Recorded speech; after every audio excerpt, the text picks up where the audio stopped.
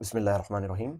Hello everyone, this is Syed Malik, and in this video we are going to solve 12th problem from the chapter Depreciation Intermediate Second Year Accountancy. And now let us begin with our problem. It is telling that a firm इधर हम partnership firm को बोलेंगे, purchase a machine on 1st April 2017 for rupees 30,000. एक firm 1st April 2017 के दिन 30,000 में एक machinery खरीदा and paid erection charges. Erection charges are nothing but cost of installing the machine. Machinery को इंस्टॉल करने के खर्चे को इरेक्शन चार्जेस बोलते हैं, and that is 5,000. Depreciation is provided at 20%.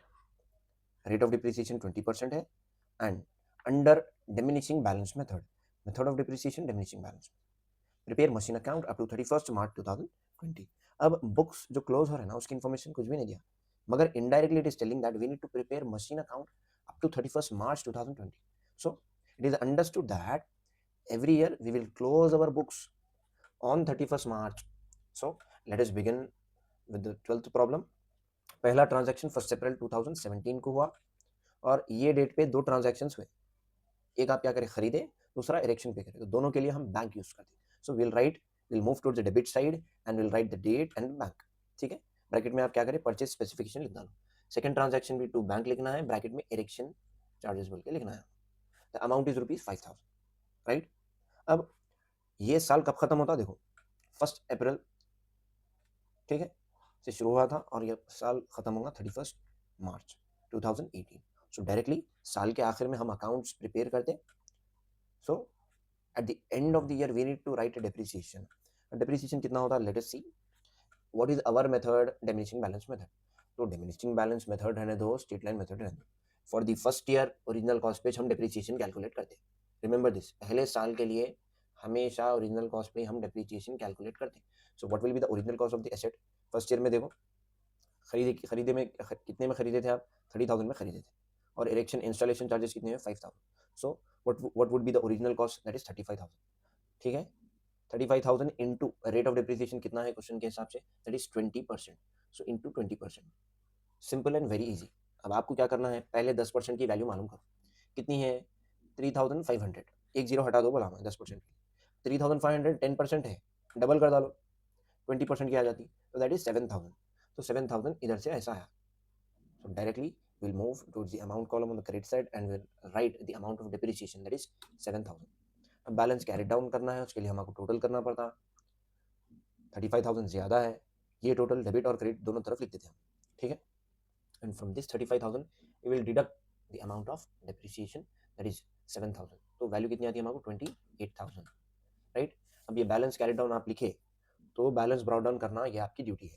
So directly it will jump from the credit side and move towards the debit side below the total, और date बदल जाती, 1 अप्रैल 2018 हो गई डेट. अब बोलो ये साल कब खत्म होता, 31 मार्च 2019. सो साल खत्म होने से पहले हम डेप्रिसिएशन कैलकुलेट करते. Late us see the depreciation for the second year. अब इधर गौर से देखो आप, इधर 35,000 हम वैल्यू नहीं लिए, इधर हम लिए 28,000 सेकंड ईयर में. एक बात से, because our method is diminishing balance method. Diminishing balance method में हम क्या करते हैं, we calculate the amount of depreciation on the reduced value. Reduce value कैसा आती है, प्रीवियस ईयर के डिप्रिसिएशन को माइनस करे बाद रिड्यूस वैल्यू आती. अब सेकेंड ईयर के लिए प्रीवियस ईयर हो गया फर्स्ट ईयर, इसमें से डिप्रिसिएशन माइनस करे बाद जो वैल्यू बचती है वो रिड्यूस वैल्यू है, और ये रिड्यूस वैल्यू के ऊपर हम क्या करते हैं, डिप्रिसिएशन कैलकुलेट करते हैं. So on this 28,000 will calculate the value of depreciation, that is कितना है, देखो 5,600 हो रहा. ये कैसा हो रहा, लेट अस डिस्कस. मैं क्या बोला, पहले 10% मालूम करो बोला. इसमें 28,000 का 10% कितना होता, 2,800 होता. उसको डबल कर डालो, 2,800 को जब आप डबल करेंगे तो कितना हो जाता, 2, 2, 4, 8, 8, 16, 5,600. सो 5,600 will be the amount of depreciation for the second year. So directly what we'll do, we'll move towards the amount column and we'll write the amount, that is 5,600. अब आप टोटल देखो 28,000 ज्यादा है, ये डेबिट साइड भी हम लिखते हैं और क्रेडिट साइड भी. ठीक है, ये 28,000 में से 5,600 माइनस करना है. So will get the balance carry down, जो कि कितना आ रहा, 22,400. 22,400. अब बैलेंस कैरी डाउन लिखे तो ब्रॉट डाउन करना आपकी रेस्पॉन्सिबिलिटी है, ये लिख डालें ब्रॉट डाउन.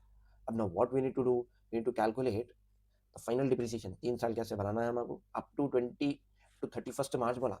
तो ये साल कब खत्म हो रहा है, देखो 1 अप्रैल 2019 में शुरू हुआ था, तो 31 मार्च 2020 पे खत्म होता. Again we need to calculate the depreciation. तो इसका डिप्रिसिएशन कितना हो रहा है हम देखेंगे. Directly will move towards our working notes. Working note में थर्ड ईयर में रिड्यूस वैल्यू कितनी है? फर्स्ट ईयर में 35,000 था, इस पे कैलकुलेट करें हम. सेकेंड ईयर में 28,000 हो गई थी रेड्यूस वैल्यू, इस पे कैलकुलेट करें. थर्ड ईयर में 22,400. सो बैलेंस जो बच गया ना, कितना बचा था? 22,400. ठीक है, इसके ऊपर 20% अमाउंट कैलकुलेट करना है. Observe very carefully. पहले मैं क्या करा, ये 20% है, सॉरी 10% नहीं होता, दिस इज 20%. पहले मैं क्या करा, देखो 22,400 में से एक जीरो हटा डाला, तो वैल्यू कितनी हुई? 2,240. इसको डबल कर डालो.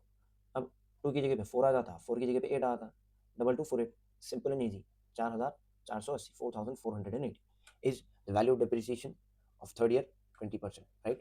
So again we will write 4,480.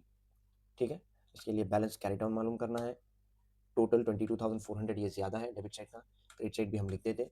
इसमें से we will deduct the amount of depreciation, that is इसको माइनस करने के बाद वैल्यू कितनी आएंगी हमारे? 17,920. बैलेंस कैरी डाउन लिखे तो ब्रॉट डाउन करना ये आपकी रिस्पॉन्सिबिलिटी है. ब्रॉट डाउन लिख दो. We'll jump from the credit side and move towards the debit side below the total 17,920. From this we have completed problem number 12 of the chapter depreciation according to diminishing balance method. In the next video we're going to deal with 13th problem of depreciation. Till then, stay connected with Ranks, the Institute of Commerce. Thank you.